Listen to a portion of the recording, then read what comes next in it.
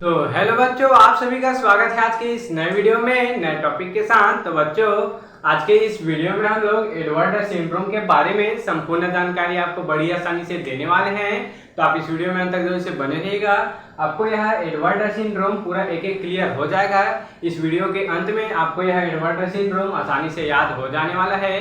तो बच्चों, बाहर बारिश हो रही है, तो अगर आपको उसका कुछ आवाज सुनाई देता है तो आप उसे नेग्लेक्ट कर देंगे। तो चलिए बच्चों, अब हम बिना किसी समय गंवाए इस टॉपिक को समझ लेते हैं। तो बच्चों, देख सकते हैं एडवर्ड सिंड्रोम। सबसे पहले इस वीडियो में हम लोग समझेंगे कि एडवर्ड सिंड्रोम के जो अध्ययन करता है, यानी कि सबसे पहले इसको किसने अध्ययन किया था उनके बारे में जानेंगे। उसके बाद बच्चों, यह जो एडवर्ड सिंड्रोम है वह क्या होता है उसके बारे में जानकारी लेंगे। उसके बाद बच्चों, सबसे अंत में हम लोग इसके कुछ लक्षण होते हैं उसके बारे में भी जानकारी लेने वाले हैं। तो चलिए बच्चों, अब हम एडवर्ड संलक्षण को समझ लेते हैं, एडवर्ड सिंड्रोम को समझ लेते हैं। तो देख सकते हैं बच्चों, इसके जो अध्ययन करता है वह कौन है? J.H. एडवर्डस ने सन 1960 में क्या किया था बच्चों? सबसे पहले इसका अध्ययन किया था। यानी कि बच्चों देख सकते हैं इसके जो अध्ययन करता है वह J.H. एडवर्डस नामक एक वैज्ञानिक है। इन्होंने ही सन 1960 में इनका सबसे पहले क्या किया था बच्चों? अध्ययन किया था। इस कारण बच्चों इन्होंने अपने नाम से ही रखा है एडवर्ड सिंड्रोम। यानी कि बच्चों इस संलक्षण का नाम ही है एडवर्ड सिंड्रोम, जो कि इस वैज्ञानिक के नाम से ही है। तो चलिए बच्चों, अब हम एडवर्ड सिंड्रोम को समझने का प्रयास करते हैं कि यह आखिर होता क्या है। तो देख सकते हैं बच्चों, इस प्रकार के संलक्षण 18वीं जोड़ी गुणसूत्र में ट्राइसोमिक अवस्था के कारण होता है। तो देख सकते हैं बच्चों, समझने का प्रयास करेंगे।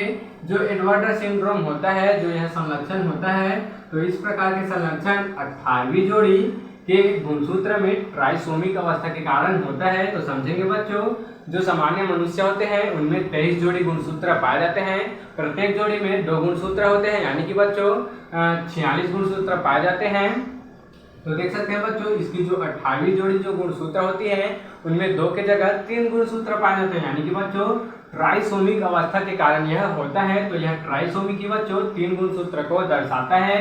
जहां पर डाइसोमिक होना चाहिए वहां पर बच्चों क्या हो जाता है? ट्राइसोमिक आ जाता है। यानी कि ट्राइसोमिक के कारण ही यह संलक्षण होता है, एडवर्ड संलक्षण होता है। आगे देखेंगे बच्चों, इस अवस्था के कारण मनुष्य में गुणसूत्र बढ़कर 47 हो जाता है। यानी कि बच्चों जो 46 गुणसूत्र सामान्य मनुष्य में होता है तो इसमें ट्राइसोमिक हो जाता है 18वीं जोड़ी में, इस कारण इसमें 47 गुणसूत्र हो जाता है।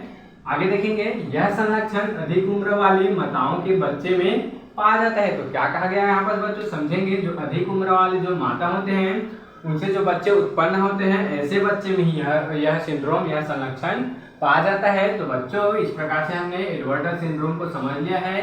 अब हम लोग समझते हैं कि इसके लक्षण क्या क्या दिखाई देते हैं। यानी कि जो एडवर्ड सिंड्रोम से जो ग्रसित बच्चे होते हैं उनमें क्या क्या लक्षण दिखाई देते हैं। तो सबसे पहले देख सकते हैं, ऐसे बच्चे केवल 6 माह से 1 साल तक ही क्या रह पाते हैं बच्चों? जीवित रह पाते हैं। अब देख सकते हैं बच्चों, यहाँ पर क्या बोला गया? ऐसे जो बच्चे होते हैं, जो संलक्षण से जो ग्रसित बच्चे होते हैं वह केवल 6 माह से 1 साल तक ही जीवित रह पाते हैं। यानी कि बच्चों इनका उम्र बहुत ही छोटा होता है। इससे जो ग्रसित जो बच्चे होते हैं वह जीवित रहना उनका संभव नहीं हो पाता है। केवल 6 माह से 1 साल के बीच उनकी मृत्यु हो जाती है। आगे देख सकते हैं, इसका मस्तिष्क अल्पविकसित, देख सकते हैं बच्चों, इसका जो मस्तिष्क होता है वह अल्पविकसित, वह शरीर के प्रत्येक अंग तंत्र में विकार होते हैं। यानी कि बच्चों ऐसे बच्चे के जो मस्तिष्क होते हैं वह अल्पविकसित होते हैं, यानी कि बच्चों कम विकसित होते हैं।